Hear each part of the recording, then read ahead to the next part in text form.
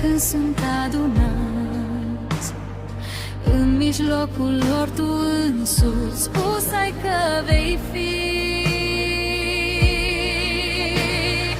Doamne, Doamne, știm că ești cu noi, dă-ne binecuvântarea ce ne-ai pregătit.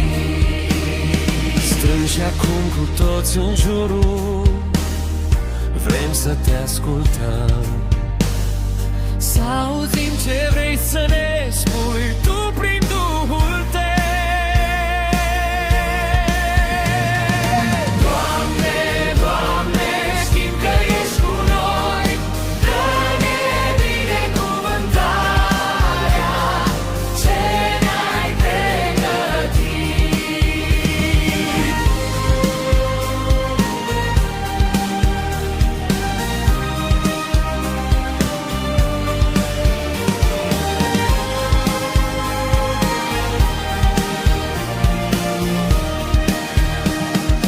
Suntem slabi, dar tu ești tare, tu să ne întărești, să-ți aducem slavă, cinste, lăudându-te.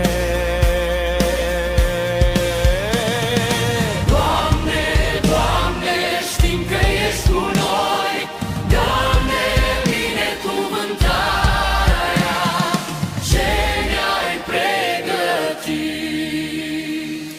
Tu, izvorul mângâierii, viața noastră ești.